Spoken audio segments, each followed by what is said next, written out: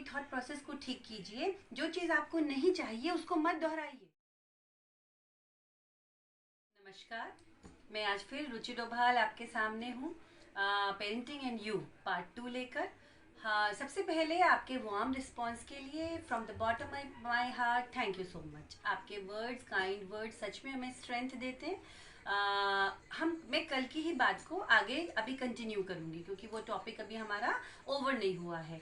लेकिन उससे पहले मैं एक बात, एक नोट से अपनी बात शुरू करना चाहती हूँ कि ये हम सब जानते हैं कि एनर्जी का कभी लॉस नहीं होता। हर चीज़ में एक एनर्जी होती है। हमारे थॉट प्रोसेस में एक एनर्जी होती है, वही वाइब्रेशन यूनिवर्स में जाती है और वही वाइब्रेशन हमारे लिए एनवायरनमेंट क्रिएट करती है। बहुत सारे लोग आपको ये कहते हुए मिलेंगे कि मैंने ज़िंदगी में जो चीज़ चाहा था ना कि ये नहीं हो मेरे साथ, है ना, मैं बचपन से बोलता था कि मेरे को टीचर नहीं बनना है तो वो तो ज़रूर हुआ और मैं टीचर ही बन गया या समथिंग लाइक दैट। तो मेरे यहाँ पे एक चीज़, प्लीज़ आप अपनी थॉट प्रोसेस को ठीक कीजिए। जो चीज़ आपको नहीं चाहिए उसको मत दोहराइए। आप बार बार वो बात क्यों बोल रहे हैं जो आपको नहीं चाहिए?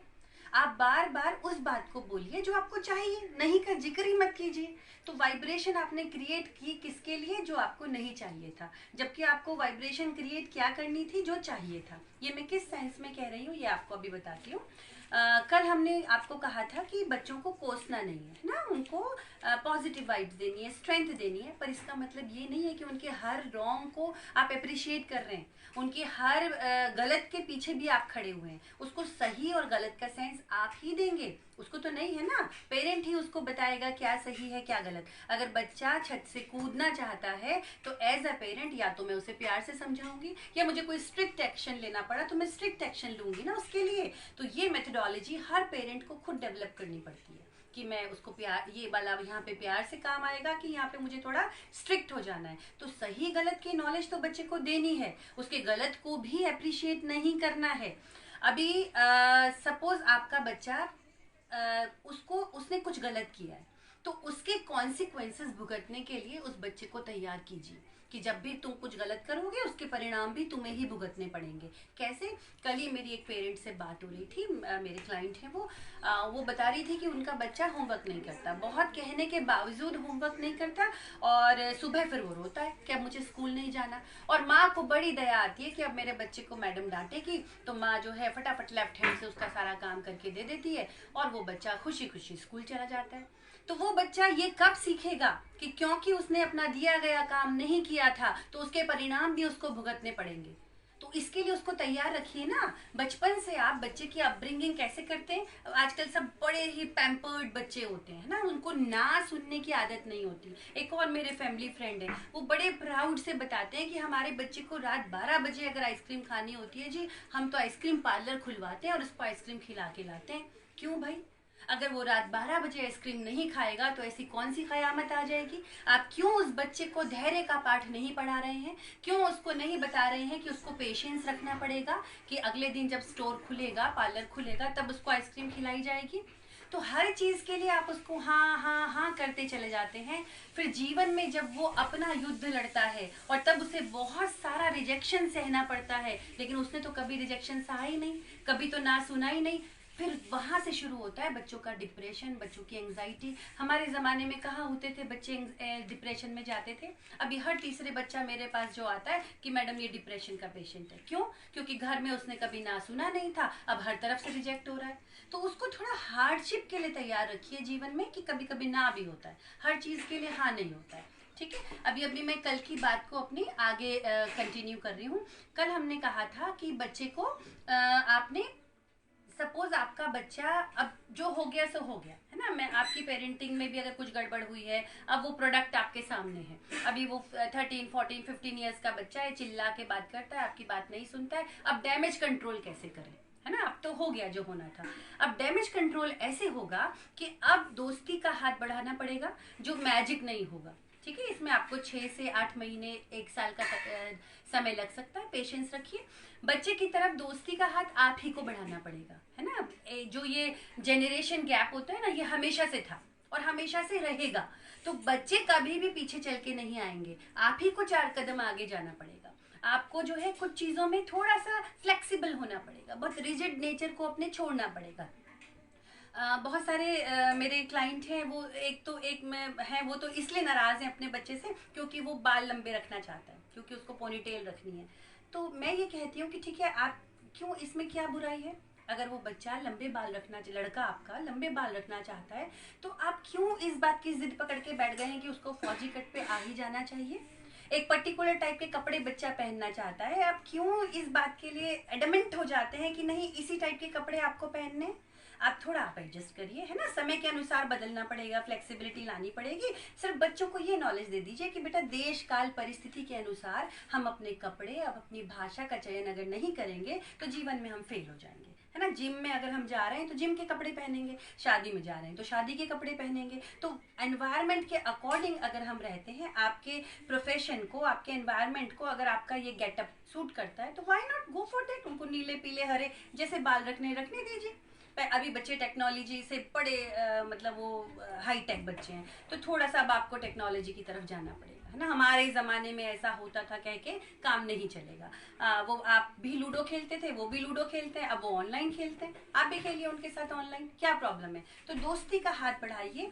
अब आपने क्या करना है, वो जो मैंने पहली लाइन शुरू में बोली थी कि वही वर्ड बार बार दोहराइए जो आप अपने जीवन में चाहते हैं। तो आपके बच्चे के अंदर जो एक कोई अच्छी क्वालिटी है उसको बार बार दोहराइए, लोगों के सामने बार बार बोलिए। हमारा बच्चा झूठ नहीं बोलता है, और कभी कभी आप इस बात को बढ़ा चढ़ा के बोलिए, झूठ बोलिए कि हमारा बच्चा तो कभी झूठ नहीं बोलता है, हमारा बच्चा तो कभी हमारे साथ फ्रॉड नहीं करता है। जो आप उसके अंदर हैबिट डालना चाहते हैं ना, उसको बार बार दोहराइए। दादी नानी को फोन करके बताइए उस बच्चे के सामने कि पता है ये इतना प्यारा बच्चा है।